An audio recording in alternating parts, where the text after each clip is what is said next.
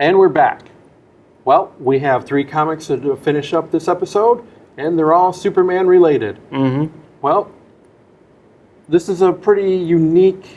These last 2, I think, were both of our favorites this week. I know that you really liked one, and I kind of liked the other more, but they were really good. Mm-hmm. But let's talk about first Action Comics number 961, The Path of Doom Part 5. Superman and Wonder Woman have taken the fight with Doomsday away from Metropolis. Lex Luthor is still in Metropolis, still saving people. A Superwoman saves 2 people from falling debris. Superman asks Diana to get Lois and John to safety. The mysterious person tells a subordinate to ready the gate. Superman battles Doomsday alone. He is starting to lose the battle. The mysterious person's soldiers appear and try to force Doomsday to the gate. Well, with each issue, more questions are being answered, such as, but are they really being answered? I don't think so. I think we're getting more questions asked than anything else. I mean, this is, it seems like for every few minutes Superman spends with Doomsday, there's more questions and more questions. Who's this other Clark Kent? This Clark and Luthor find the ship that Doomsday was in, or some of the civilians say he was in, and Lex doesn't know anything about its technology. Right. I mean, it's apparently alien technology, and going into this story arc, I was thinking Lex was the one who unleashed Doomsday in the first place. Right. I mean, like a way to make himself look better, but this makes it look like he didn't have anything to do with it. So yeah, Lex Luthor has said before with the apocalypse technology that he pretty much has seen all types of technology, but he didn't recognize this. Not a good sign. Yeah, no, that means there's another party at play, and then there's this mysterious person watching it who may or may not be that same party. Mm-hmm. So that'll be interesting to see. Yeah. What was interesting to see was Jonathan's reaction to going up to the Watchtower and being out in space and being in a spaceship for the first time. That was pretty dang cool. Yeah. I think DC Rebirth has had the 2 best reactions to people being in the Watchtower, between John getting excited and trying to take video of the ships, and then also in Justice League when Jessica Cruz hears one of the alarms go off, and she immediately says, "Oh crap! Did I touch something? What did I do?" Those are the 2 things I would do if I was on the Watchtower right now. I mean, I would. You would try to take a selfie with you out in space. Yep. And I would freak out as soon as any of the alarms went off. Mm-hmm. Even though these characters aren't from the same universe, they're a little bit different. Lois seems to have a kind of a bond already with Wonder Woman. She trusts Diana. Is it because of the relationship in the previous? I guess you want to call it pre-Flashpoint Lois Lane with pre-Flashpoint Wonder Woman, or do you think there's something more at work there? Yeah, I don't know. They seem to be bonding pretty darn quick, and Wonder Woman and Lois had a pretty close bond in especially the later modern comics, because I know at one point Lois did an interview with Wonder Woman, kind of to Clark's chagrin, right? That she would be interviewing, I don't want to say the other woman, but the other woman he hangs out with that much. So it could be Flashpoint memories, but if there was another Superman who died, it seems like that would still be a different Wonder Woman who wouldn't have met. Mm-hmm. It makes my head hurt when I think about that, but I like to think maybe that's the explanation. A little bit of pain never hurts anyone reading comic books. Maybe. What did you make of this mysterious figure telling his troops to get Doomsday through the gate? I don't know that. What's the gate for? Yeah, I want to see where the gate goes to. I mean, could that be a Phantom Zone type thing? Do they want to banish it? That would be a smart place to put Doomsday. I mean, put the guy who can blow through anyone in a dimension he can't possibly get out of. Maybe they want to send him to another planet. Kind of like World War Hulk. Send him off to a deserted planet that hopefully he can't get off of. But that'll be interesting to see what they want to do with him and exactly what their relationship with Superman's going to be. Because Superman's going to have some questions of guys who can take down Doomsday. Yeah, let's say they do take him down in this next issue. Why'd they wait so long? But I guess Oz has just been kind of observing people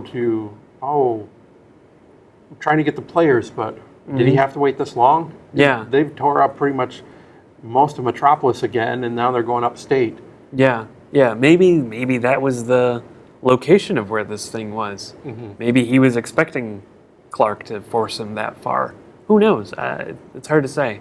The one thing I noticed with this arc is you're given the biggest, baddest brute right up at front, right with this new rebirth of, hey, he's battling Doomsday. And no matter what Superman does, who's a lot smarter, a lot more experienced after fighting him a few times, he's still having his issues with Doomsday. Yeah.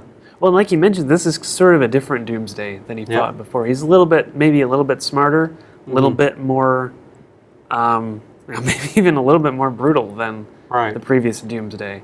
And I mean, that's a character he's really never beaten. I mean, he's never killed Doomsday or just fully gotten rid of Doomsday. So we'll see what happens to Doomsday. New Superman #2, Made in China Part 2. Keaton loses his powers during the fight with the Chinese Batman and Wonder Woman. He has been confined to the Oriental Pearl Tower until his training is complete and he can control his powers. They receive an alert that the supervillain Sunbeam has taken the founder of a data consulting agency hostage, Wai Lee. Keaton is told to stay in the vehicle while Batman and Wonder Woman attempt to rescue Wai Lee. When Keaton sees Sunbeam about to execute Wai, he knocks her down from behind. Sunbeam shoots Keaton directly in the head with her sun cannon.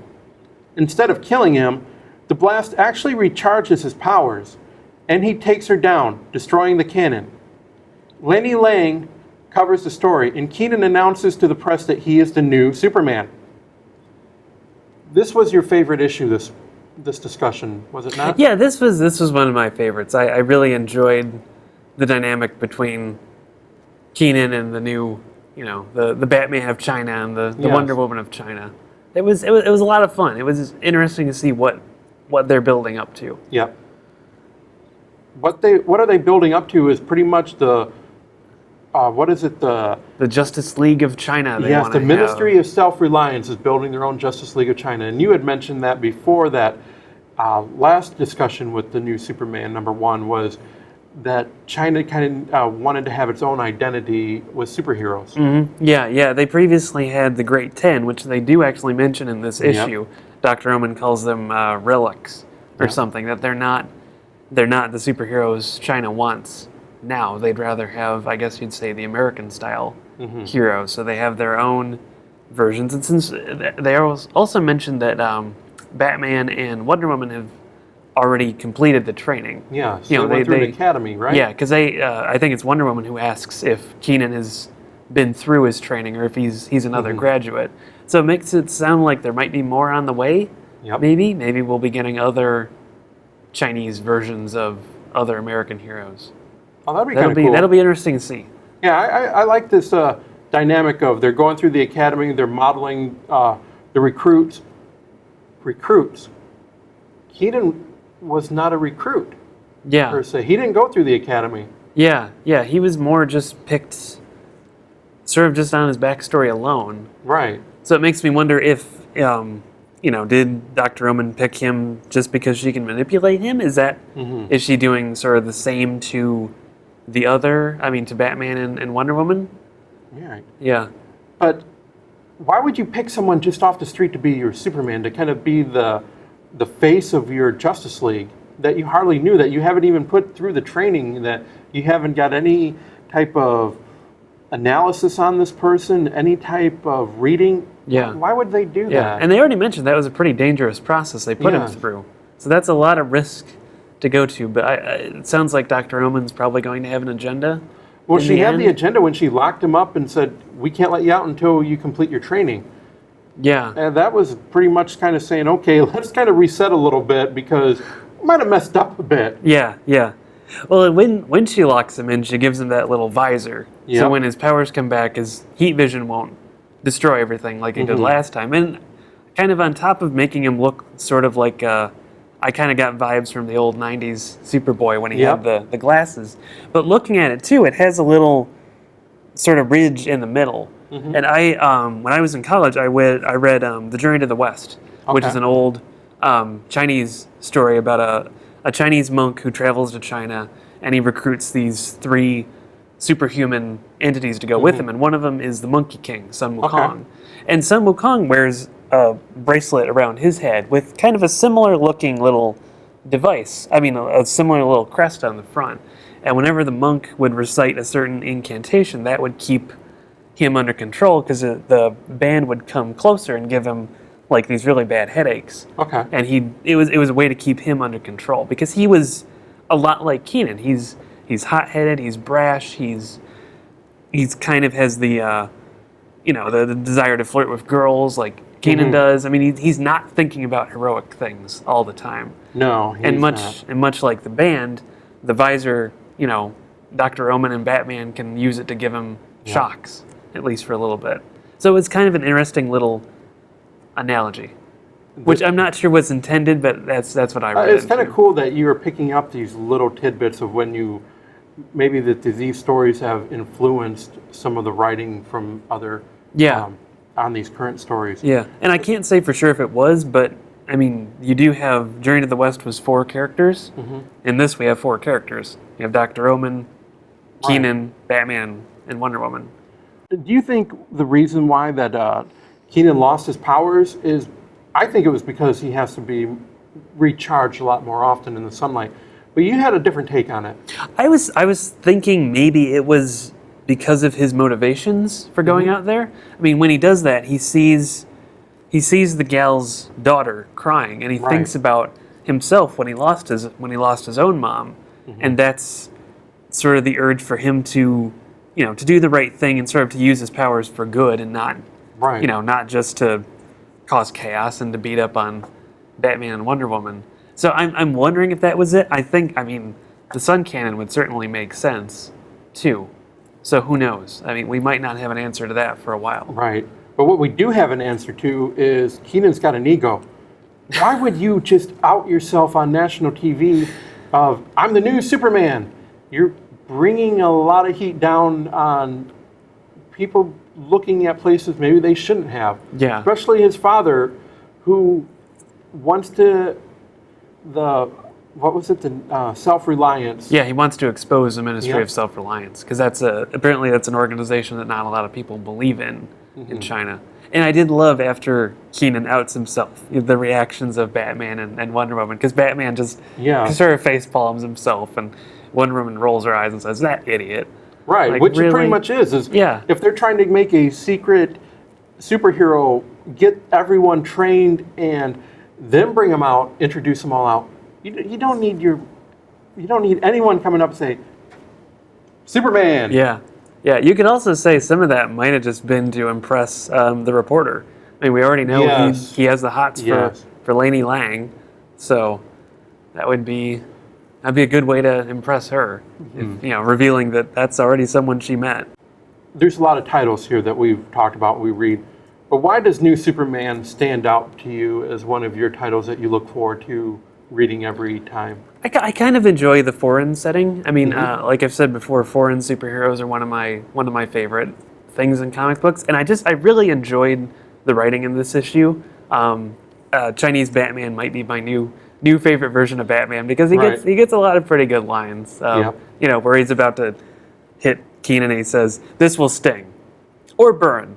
I forget which." And then later on he asks him, "Hey, you never did answer that. Did that sting or burn?" It was funny because I read his voice almost in like a really bad impression of like Kevin Conroy. Okay. He's trying to be like Batman. Yeah, it was a lot of fun. I enjoyed it a lot. Yeah, we're only going to get to see more and more as we go on. So hopefully we see those three, the dynamic of the DC's Chinese Trinity at work there. But yeah, I do like it too. I really like it as well. Yeah. And now we're going to go to another title that I feel out of this bunch was my favorite overall. Superwoman #1. Who is Superwoman? Lois Lane and Lana Lang were exposed to New 52 Superman's energy when he exploded. They both have Superman-level powers now. Lois Lane, as Superwoman, has become another champion of Metropolis. Lana Lang has been mentoring Lois, like she did with Superman. Lex Luthor unveils the Gestalt, a giant battlecruiser. The battlecruiser is attacked. Lois and then Lana defeat and then stop the cruiser from crashing into a bridge. A Bizarro-like woman attacks Lois, causing Lois to expel her energy, turning her to stone. What were your thoughts on Superwoman #1? I went into this expecting to see one Superwoman, and we got two Superwomen. Yep. At least two, possibly three, if the Bizarro one at the end counts as Superwoman. Yeah, That was more than I was expecting. I was not expecting Lana to have superpowers too. I wasn't either. I wasn't, just based on the previews, looking at it, okay, Lois Lane.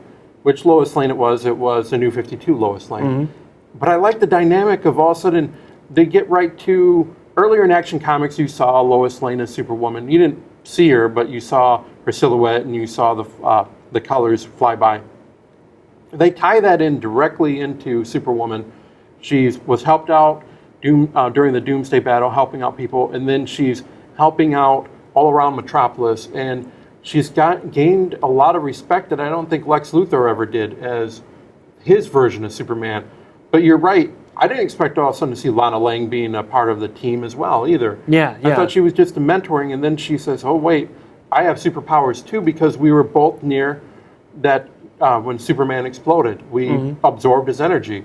Oh, that was a pretty good way of bringing the story, connecting it to the New 52. Yeah, and it's an interesting dynamic too, because now we have not just a mentor relationship, which is how Lois first approaches Lana, to have her sort of help ground her, like she did with New 52 Clark.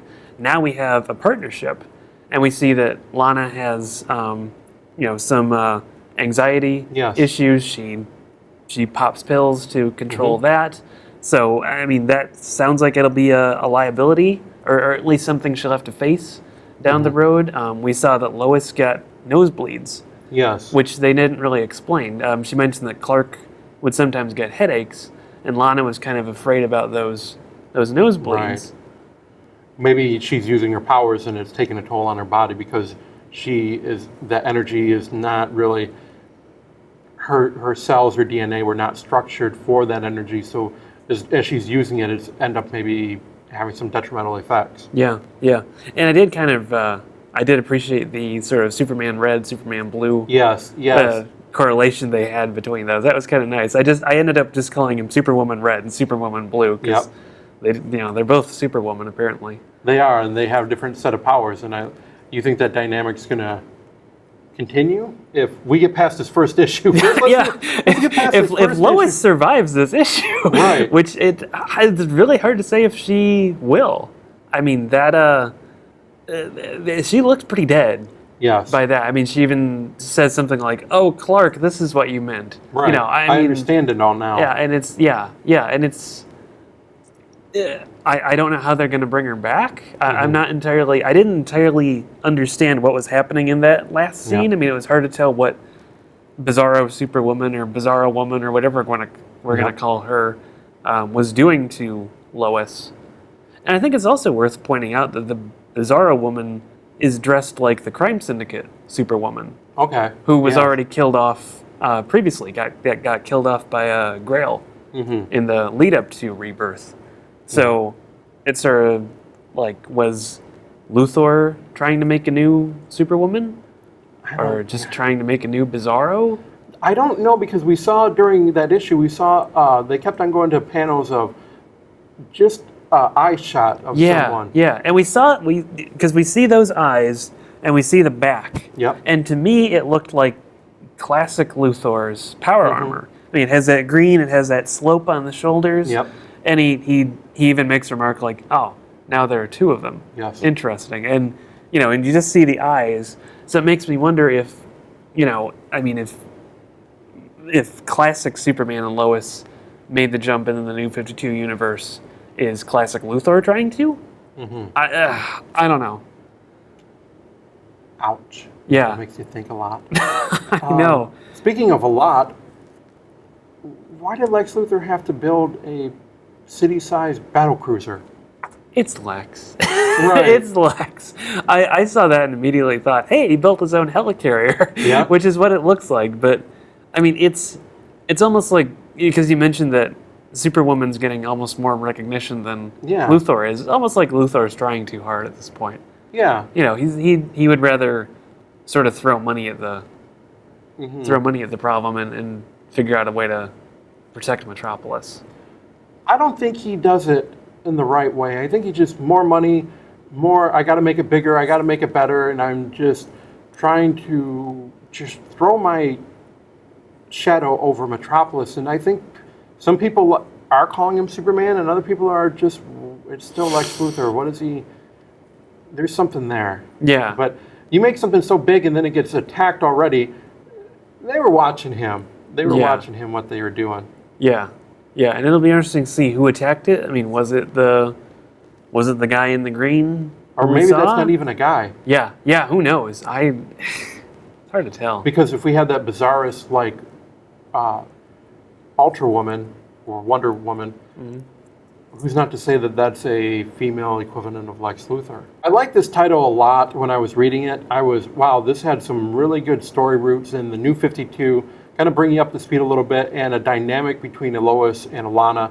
And it just kind of felt like another good extension of the Superman pocket of the DC universe, where you have action, you have Superman, now you have new Superman, and now you have Superwoman.